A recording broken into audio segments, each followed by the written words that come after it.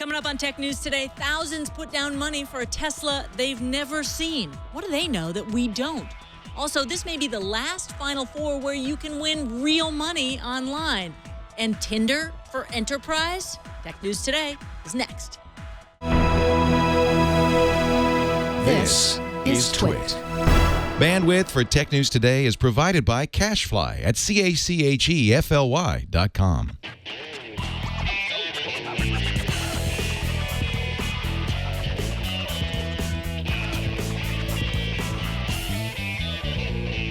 This is Tech News Today, episode 1482, recorded Thursday, March 31st, 2016.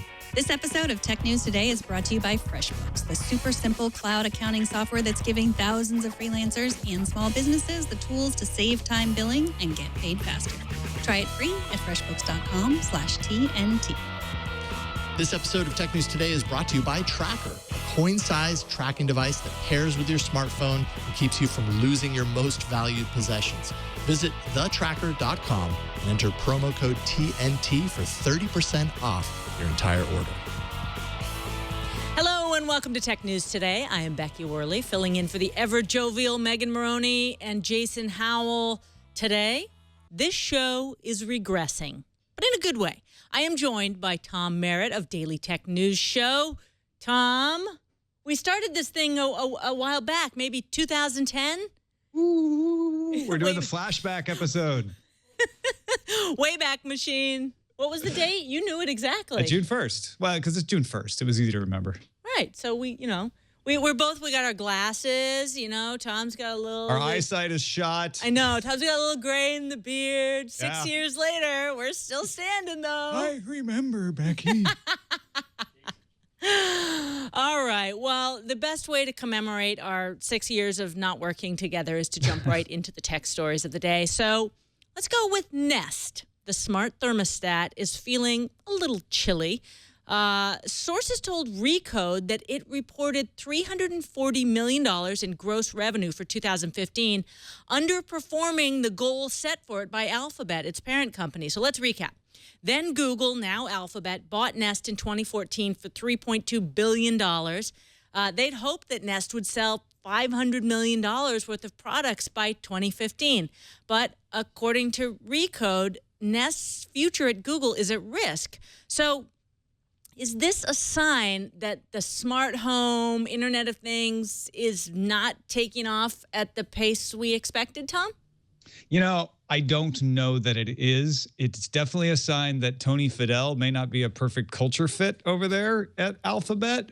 And it seems from other things that I'm reading too, that since Alphabet performed the little judo move of spinning Google out into its own company so that its bottom line looked better, all of a sudden these other divisions like Nest realized that they had to start being fiscally responsible. And I think that's chafing a lot of people who sort of were able to live the good life when their budgets were just kind of lost among the Google budget. Yeah, it was interesting that the conclusion from all of the financial information that was coming out is that revenue from the companies that aren't called Google are $448 million, and that's primarily Verily, Nest, and Fiber. So that's less than people thought. It's 8% of the Alphabet workforce is these other bets. Kind of $500 million basically is what they're creating every year. Google, on the other hand, $74.5 billion. You would think that Google, the parent here, would be a little bit more willing to shell out some leeway for them. I mean, are these bets that you think they'll stay with them, or you think they'll start shaking the tree and changing the management? Well, and I should mention that my wife actually works for YouTube, obviously part of Google as well. I don't have any inside knowledge because of that, but I do think that maybe these sorts of stories like to make a good headline. And so I wonder, is Nest really in danger? Because if Nest was a startup doing this, I don't think anybody would be blinking an eye. They'd be looking at them and say, you guys are doing great. Or is it because Alphabet has changed these things that they're having some serious conversations saying, look, you guys have got to put the pedal to the metal, whatever order you do that in, and make some money. And that doesn't mean they're in trouble necessarily. Now, some of these other divisions may be a little more in trouble, may need to show some more results.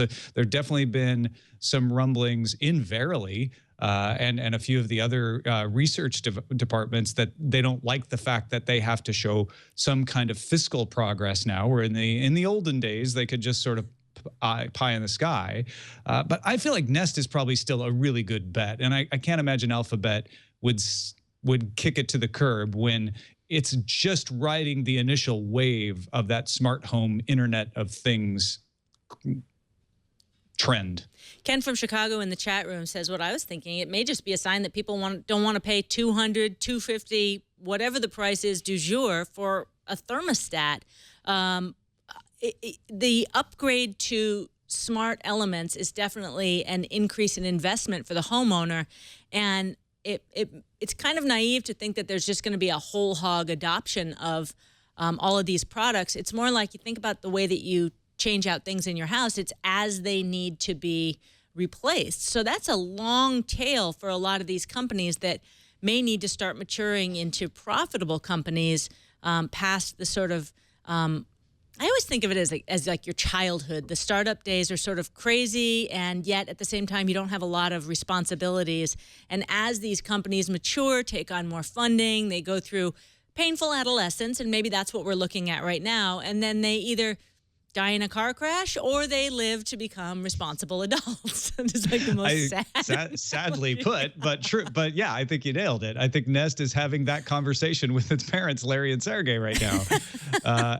And you know what Nest should be doing is they should be out there. They're sort of been riding the wave of like, hey, we're cool Nest. Kind of, we've got the Apple vibe because Tony Fadell used to work at Apple. What they need to be doing is going and marketing the Nest as it pays for itself. Sure, it's $200, $300, but let's show you how it's going to, cut down your energy bill. That's the message they should be out there pushing to convince people. Because yeah, otherwise everybody looks at it and goes, well, why would I pay $300 to replace my perfectly good thermostat? Today, it's Tesla Day.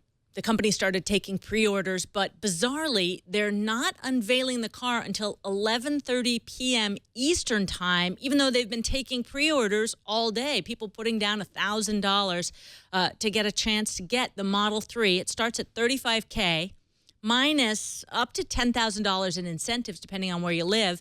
Some say this is the car that the entire company's future is built on, electric for the masses. So let's get into the rumors. 225-mile range per charge, and maybe the most intriguing thing, what will it look like?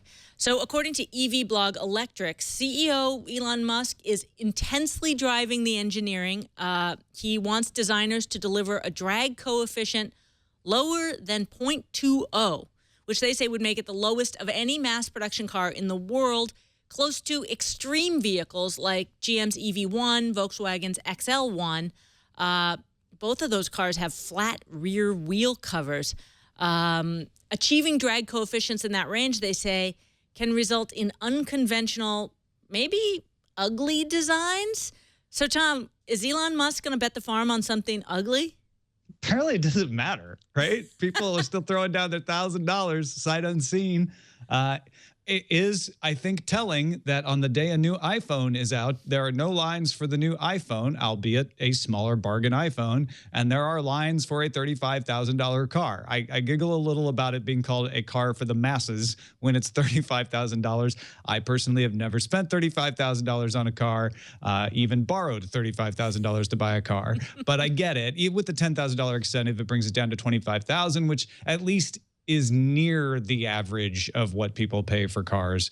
But yeah, there is the reality distortion field around what Elon Musk does. I have a feeling it doesn't matter what it looks like. Despite the fact that oil has been hovering near all-time lows all year, gas prices mirroring that, it is really incredible that the interest is so high, and he has definitely got the superstar CEO marketing going for him in a big way. You mentioned the folks camping out. It really is a phenomenon that's been going around. You see lots of pictures online, and apparently Elon tweeted that there's a special treat for those who waited in line. I don't know. A signed photo of Elon Musk. Lucky you. Woo! I don't know. I think it's cool. Maybe it's just the environmentalist in me that people are this excited about an electric car. As you said, sight unseen, no specs. Also, how weird is it that they would have a press event at 11:30 at night Eastern? Yeah, I'm not sure what I mean, it's still 8:30 Pacific, I guess, but is that to get it in prime time? But it's going to miss all the time on the East Coast. I've never heard of anything like that. That Yeah, is it's just weird. bizarre. Maybe it's to make people like us talk about it longer because we wonder why he's doing it. What are you up to, dude? I think that's, Yeah, seriously. that could be like the ultimate caption contest around Elon Musk. What are you up to, dude? All right, let's do a quick lightning round of virtual reality / mixed reality news. Then we'll discuss after. So yesterday, Microsoft began shipping their HoloLens developers kit at a cost of $3,000. Today, they realized, holy crap, that's a lot of money. They unveiled an emulator so developers can make apps for HoloLens without shelling out $3 large. According to VentureBeat, the emulator uses a Hyper-V virtual machine, works with Visual Studio. The inputs that are usually read by the visor's sensors, instead they're simulated using your keyboard, your mouse, or your Xbox controller. Meanwhile, over at iFixit, the inevitable teardown of the just-released Oculus Rift, they started the teardown with the important question, can we put it down long enough to actually take it apart? They did. So they started by comparing this consumer release to some of the prototypes builds from the past. The biggest differences were the use of dual custom OLED panels instead of the previous single panel display, which was the same one that Samsung used in the Note 3. Instead of interchangeable lenses, it now has Fresnel lenses, saying the Fresnel lens yields the same large viewing angle and short focal length, but with a fraction of the material.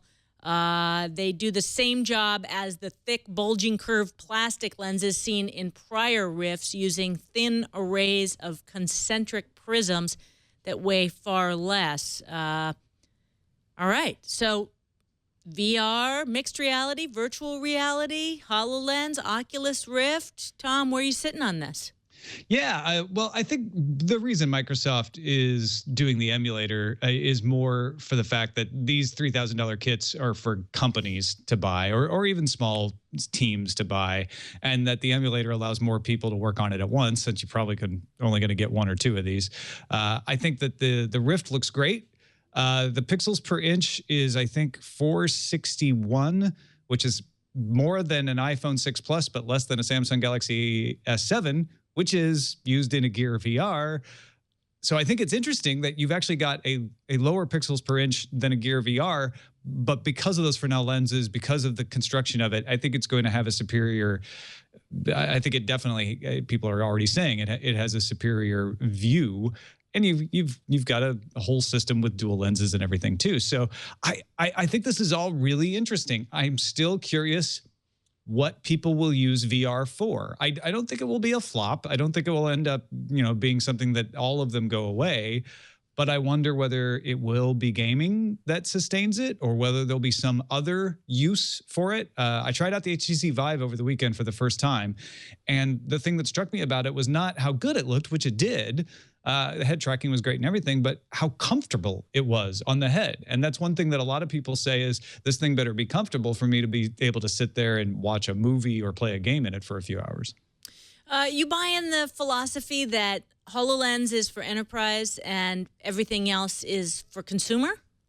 Not really. I think HoloLens will have a lot more enterprise level experiences, but honestly, I've had a lot of folks who work in engineering design, a guy that works up in the Alaska pipeline right into DTNS, saying that they're going to use VR for this so they can do virtual walkthroughs, because that works great. They don't need to be on site. Sometimes they can't be on site, and so virtual reality headsets work better because they can actually pretend to be on site without having to be there. That said, augmented reality like HoloLens has some great applications because you can look at something real. I think that's got more possibilities. And part of the reason, and I've said this before on other shows, is you can do VR with an augmented reality headset. You just block out you block out everything in the view, right? You can't really do augmented reality as easily. The HTC Vive has a way of doing it, but it's certainly not as natural as doing it with the augmented reality headset where your vision is naturally clear. I can't wait for Magic Leap to get in here and show us what they've been cooking for years now.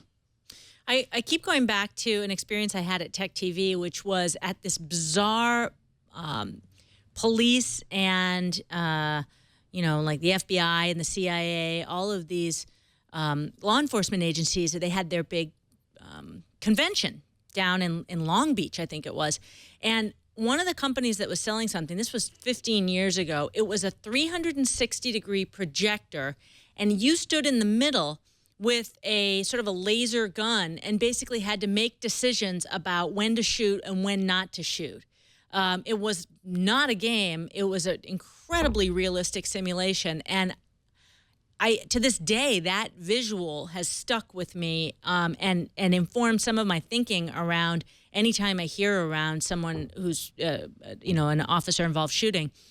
And I just think how that visual medium can really affect people emotionally and in terms of their thinking, and the learning opportunity is insane when you think about on-the-job training. So I love that image of the Alaska pipeline and thinking about all the different ways people could develop really useful applications for this that go beyond gaming. Even though gaming's cool too, it's just I'm curious whether it's going to be enough of an incentive to really have a huge adoption curve straight out of the gates. I think it's going to be a longer tail. So yeah, I think it's going to be a slow ramp, a long ski slope too. I was talking to a guy at a meetup the other weekend who was talking about him working in the military on a similar thing that you're describing. It was a big installation in a room, and he was like, now we just spent $500 and we have the same thing. It's insane. Yeah, that thing was like 150 grand. So I think it makes sense. It's so much more to scale.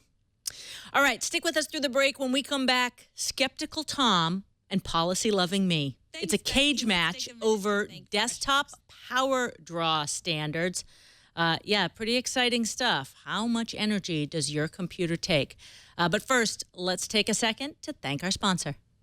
Thanks, Becky. Let's take a minute to thank FreshBooks, the sponsor of this episode. It is nearing tax time. It is right around the corner. But if you are a freelancer or if you run a small business, it probably always feels like it's nearing tax time. You got into this job for the freedom of it, but there's no freedom in those stacks of receipts and spreadsheet formatting nightmares.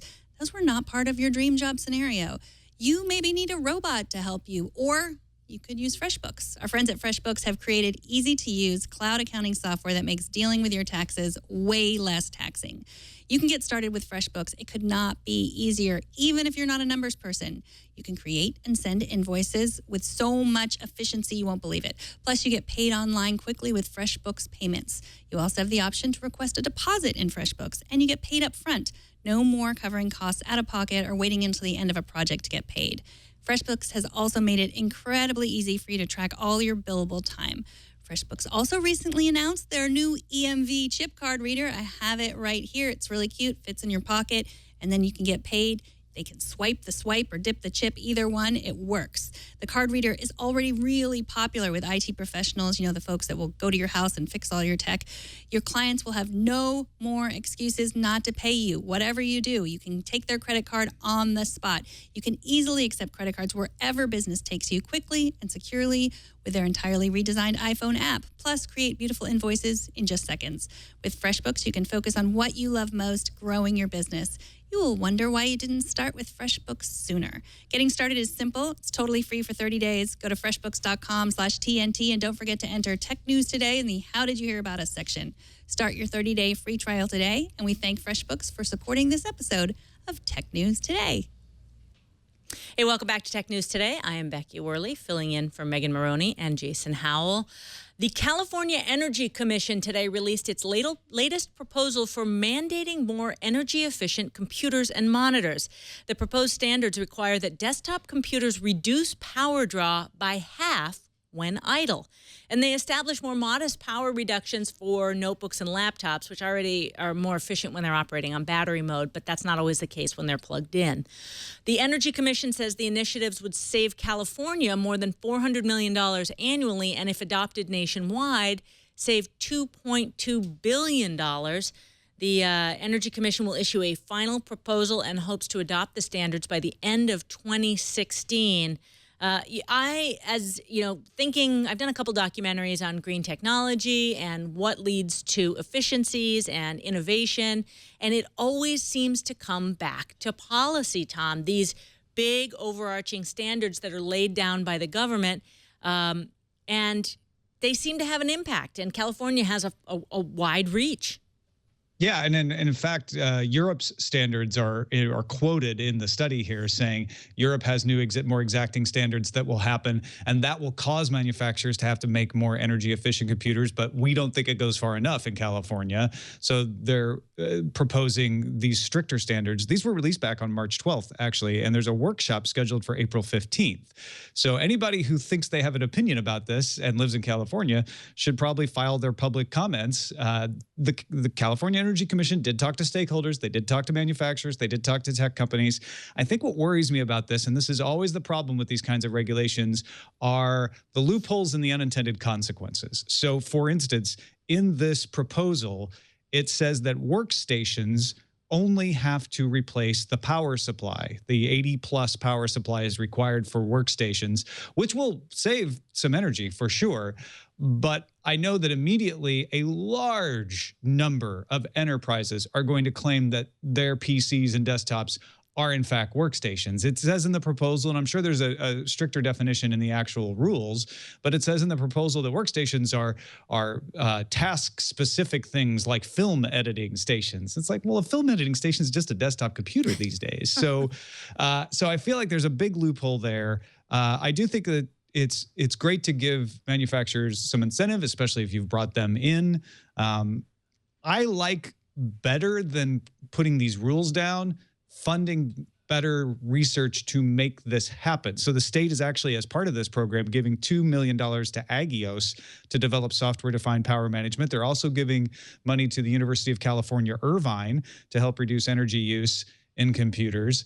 And that, I think, has got a better chance of improving things. And maybe you need the rules too. Maybe you need a little carrot and stick. But if you can have better technology out there for companies to use, then you're more likely to be able to say, oh, well, I'm going to get that computer because it's going to use less power, and that's important to me.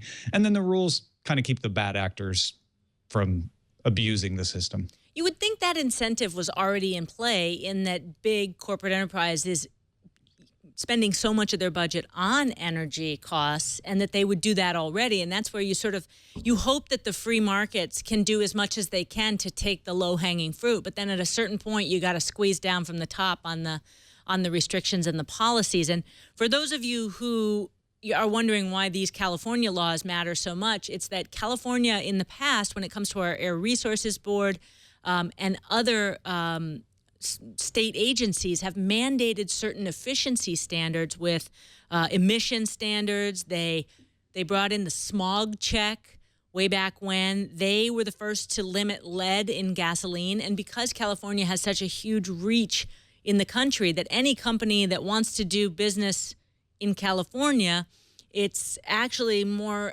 economical to sort of put those standards across their whole business so that they comply with California. And that's really how we got a lot of the fuel efficiency standards across the country and the emission standards down. So I know that you're a little more freewheeling and I'm a little bit more wonkish, but I think we can, you can put your not peanut against butter on my chocolate and we're going to be okay here. Definitely. That sounds delicious. I'm not against policies. I just think that policies often are touted as fixes when they're experiments. A lot of times we don't really know what effect they're going to have, and we don't see all the effects they're going to have. And so that's why I'm looking at this. I'm like, well, every business out there is going to call all their desktops a workstation, replace the power supply, and be done with it. So I'm not sure that this will have the effect that it's intended to have. At the same time, you can't just leave it entirely to the free market. For instance, the Energy Star version 7 standards for monitors are out there, but people aren't making monitors at Energy Star version 7 standard. So what the California Energy Commission is doing here is saying, we will make our regulations be Energy Star version 7. So it's basically for monitors, it's saying, we'll just make that voluntary standard the law in California. I have a PTA meeting on the night of that meeting that, where they're taking comments. So on April 15th? Yeah, can you just go for me? Do you just mind? Give me your comments. I'll take them for you. Yeah. A question. I'll get a little printout of your head and be like, this is what she said. She said, more importantly, Tom, who's your Final Four team? Are you a hoops guy? I'm not as much of a hoops guy as I used to be. I used to drive to Indianapolis to see NCAA tournament games back in the day. But it's tough this year because I want, Syracuse is the underdog, obviously. And my friend, one of my best friends, is a Sooners fan. But Villanova won the NCAA tournament in 1984. And it was the first time I ever played the NCAA pool as a freshman in high school. I won $64 off Villanova and opened my first checking account. So I kind of have to pull for that. Well, that's a perfect segue to the news today that the NCAA has reached a deal on this type of gambling that you were engaging in way back when, $64. But the coffee can and the strips of paper is a little far from DraftKings and FanDuel. I know. Yeah, they haven't gone after your coffee can. They've gone after, as you mentioned, DraftKings and FanDuel. They want to exclude college basketball from their sites. The NCAA wants FanDuel and DraftKings to exclude NCAA basketball. So in case you're living under a rock and you've avoided all advertising last year, these guys are unbelievable. They blanket you with ads. These are daily fantasy leagues where you bet real money. The ban for college basketball will start after this year's Final Four tournament. So there is still time for you to put your money on, well, I'm sorry, Tom, on Syracuse. Just for context, football accounts for 10 times the amount of activity that college hoops does. But still, the NCAA wants to avoid that association of even more money changing hands around these unpaid athletes. They do get those T-shirts that say "Still Reppin'," though. So, they get that. They're not taking that away. No, that's okay. I mean, does this just apply to basketball? That's a good question. I don't know the answer. I would going to go after football that year. They go by I don't know, maybe it's just, I'll have to check. But the question I have is is this hypocrisy from the NCAA? Because Las Vegas takes $150 million. They booked that many bets on the Final Four weekend, and the NCAA is not going after them. Yeah, DraftKings and FanDuel have received a lot of, I don't want to say it's undue, because maybe it is, maybe it's due, but a lot of out of proportion criticism for what they do compared to what other gambling venues on not just in Las Vegas, but Atlantic City and on several boats that are docked off the coasts of many cities on many rivers. It's just that they're online that I think makes it feel icky to legislators who maybe aren't conversant with the web and think, well, wait a minute, this is just getting around those online gambling rules that we fought so hard to put in place back in 2000. So I wonder why that they're getting all of the anger directed at them. But I think because of all of that has happened, you now have the NCAA saying, well, people think of them as gambling. And so, and it's very popular among our fans and probably even among our athletes. And we don't want to get in a situation where our athletes are playing FanDuel and betting on themselves or their friends. So let's just cut it out. Let's just make sure it doesn't touch us. I just checked, and LegalSportsReport.com says all college fantasy sports contests will go off DraftKings and FanDuel, because it definitely seems like it would apply to all. So none of the more of that betting on lacrosse for me. Again, just go with Syracuse. You can't go wrong. Right. Sorry, I'm a Central New York person that I am. If you're from Missouri, who is your home team? Are you a Hoosier by nature? I'm from Southern Illinois, oh, but so Mizzou for a lot of my friends and family, but University of Illinois for me, because that's where I went to college. Right. Got it. Okay. Well, we can go with that. They're orange and blue. Yeah, that's the same. I mean, come on. Orange looks great. TNT's fan of the day. Let's move right on so it doesn't go into a basketball war. Brian J. Murray on Twitter, who sent us this side-by-side picture of Jason and Jonathan Strickland using the app Masquerade to superimpose panda heads on each of them. Never looked better. Both of them. Oh, man. Jason's daughters are going to love that he's Kung Fu Panda at work. That also looks a little bit like that napping head thing that Leo sometimes puts on it. Have you seen one of those? You go in there, you take a nap. Oh, yeah. Well, Got it. Well done, Bride Marie. Yeah. Hey, just show us how you watch or listen to TNT. Record a video, take a picture of yourself or your setup, and post it on Instagram, Google+, Twitter, Facebook. Use the hashtag HowIWatchTNT, and Jason and Megan are going to find it. Now, don't stop listening or watching just because we need to pop a little ad into the show now. When we come back, the newest way to work with the good people in your company. Think swipe right for your next dev partners. Oh, yeah. But first, a word about our sponsor. Hey, thanks, Becky. So check it out. Let's thank a sponsor of today's episode. This is Tracker, super cool device. It's all about, well, I mean, everything in our lives right now. Like, we're always searching for smart things in our life, our smart home, our smartphone, our smart, smart cars even. But, when you lose things, you feel a lot less than smart. Kind of feel a little dumb, unfortunately. But that's where Tracker kind of comes in to help you out. I know that you've probably experienced this, right? It's time to leave the house. Like, let's say 10 minutes ago you needed to leave. Right as you try to find your keys, you realize they're not where you thought you left them. Okay, so now you're really late. You check the kitchen counter. You can't find them. The top of the fridge, maybe the ignition in the car. Check the pockets of all the clothes from the day before.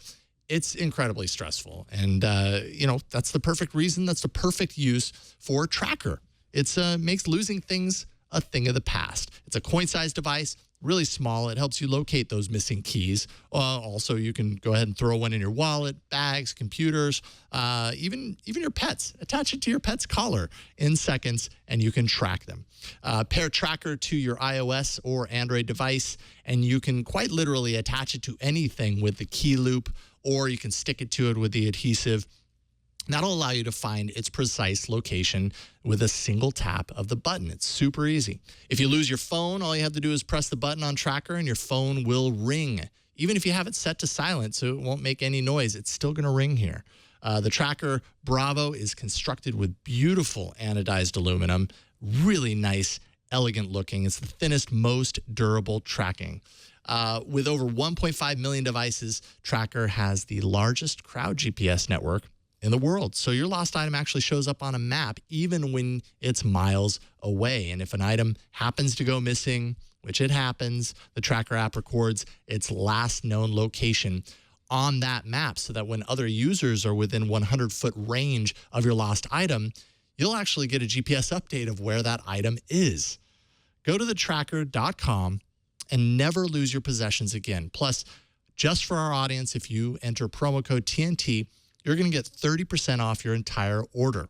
That's TheTracker.com, promo code TNT, and you're going to get 30% off your entire Tracker order. Good deal there. We thank Tracker for their support. All right, Becky, it's time to send it back to you.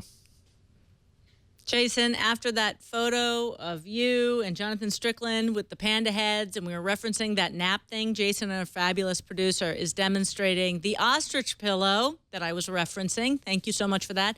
The gray, weirdly beaded. God, producers are they are just the salt of the earth. Thank you, Jason. All things must be demonstrated.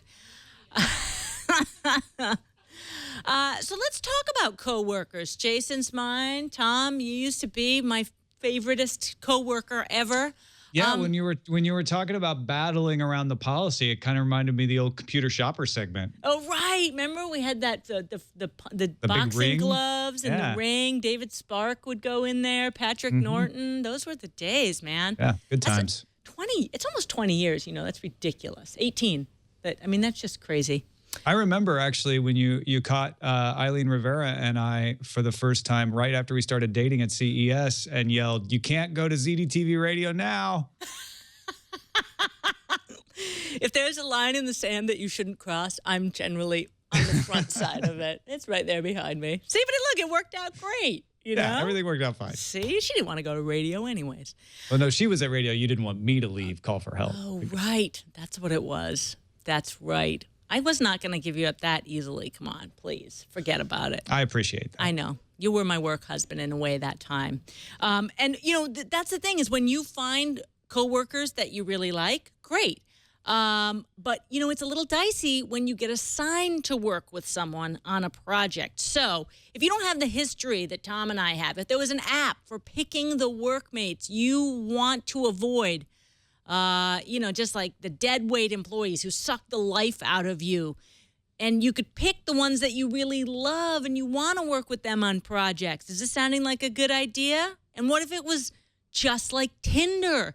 You swipe left to neg them, and you swipe right to say, oh, hell yeah. Well, today, Atlassian announced Teamder. They say, and I'm quoting here, finding the perfect match for your team has never been easier. Whether you're looking for the right long-term fit or you just need someone right now. Anonymously browse coworkers in your office, swipe right if you want them. And then they add, want them on your team. Swipe left if you don't. Now, I must add, Atlassian is a sponsor of the Twit Network, but Tom, I mean, come on. So genius. Also, is it already?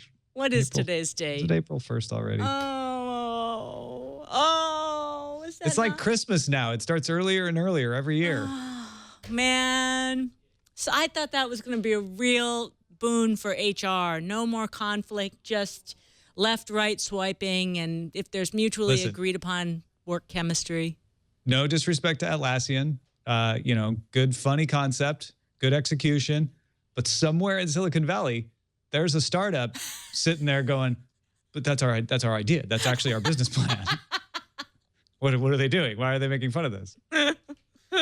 Someone's life was just ruined. Now, this next, perhaps, farcical news story is maybe not something someone's working on. You just got to see the pictures of this. Roomba Zumba. It's a new branded Roomba that lets you do Zumba while Roomba does your vacuuming. Just like Zumba has the bright yellow and orange, and everyone's doing the Latin beat jazzercise in the background, now Roomba also has that same, look at that, hot pink, lime green. It's got a little speaker on top.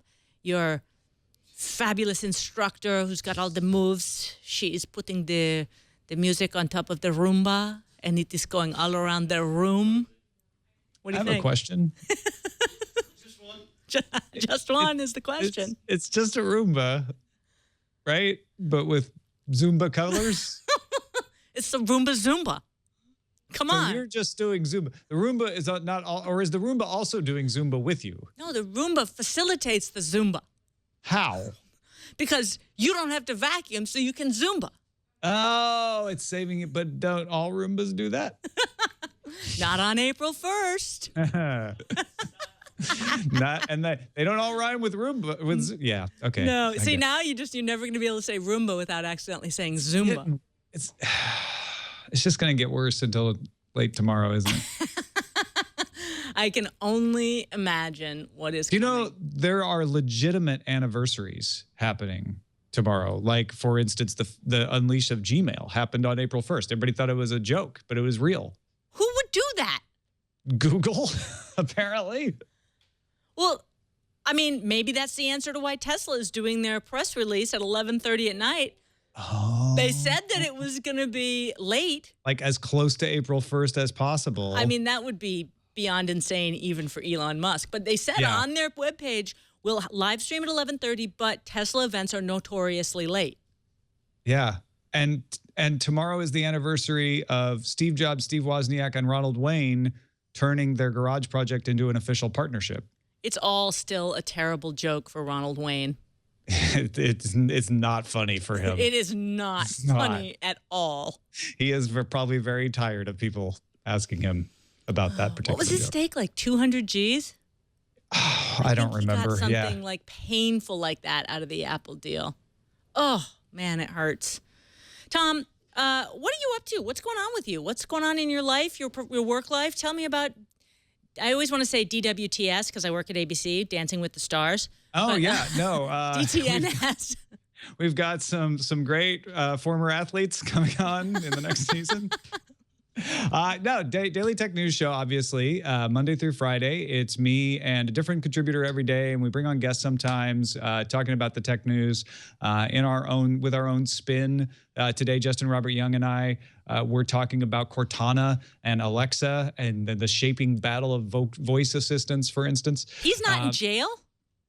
Who? Like, Justin Robert Young. He just seems like one of those crazy people. You never knew what was going to happen. I haven't really been checking up So you haven't seen him on Daily Tech News Show? No, but he is a former print journalist from Pittsburgh. Oh, who am I thinking of? The guy that used to be with Schwood. Yeah, that's Justin Robert Young. That's him? Whole different side when you pull the print journalist out of him and put him on the air. But yeah, no. So there's that. But also, I wanted to mention, if I can, I have written a novel and put it up on the Inkshares crowdfunding site. And the way that works is if you get enough people to back it, they'll publish it, and they operate as an actual publisher, not a self-publisher. Like, they do the whole promotions, marketing, editing, the works. So if you look for the novel Pilot X, it's a novel about a time traveler trying to save the universe, and it looks interesting to you, maybe you could pre-order it. I love it. You are so multifaceted. And I love that you love all this sci-fi stuff. It's always been your thing. I think you and Leo, the ones who turned me on to Neil Stephenson. What are you reading right now? Right now, I'm reading V.E. Schwab's A Darker Shade of Magic. It's fantasy, not particular to sci-fi. But I just finished Andrew Main's book, Station Breaker, which is fantastic. And if you like Neil Stephenson and want to mix a little Jason Bourne into it, you're going to like Station Breaker. Ooh, I'm looking for a page turner because I'm really sick of all the parenting books I'm reading. So, yeah. All right. Well, Tom, thank you so much for joining me. It was like a security blanket of knowing that I got to do this with you, and just such a treat to hear your voice and work with you. You are such a Likewise, pro. Becky, I miss you. Let's do it again sooner. I know. Or Los Angeles. I got to come down and see your pups and your awesome wife, and I will take you up on that offer. Thanks, Tom. Cool. Thanks, Becky. Now, Jason's back tomorrow with his co-host from All About Android, Ron Richards, and Floris Ion. It's Ion, right? Is that a real name? That is so cool. To talk about all the news, not just Android or Florence's last name. TNT records live every Monday through Friday, 4 p.m. Pacific, 7 p.m. Eastern, 12 a.m. UTC at twit.tv/live. You can be a part of the show. Email tnt@twit.tv. Leave a short voicemail using the phone at 260-TNT-SHOW. You can also find the show on Twitter at TechNewsTodayTV. And if you are so inclined, I'm at Worley. Thanks, everybody.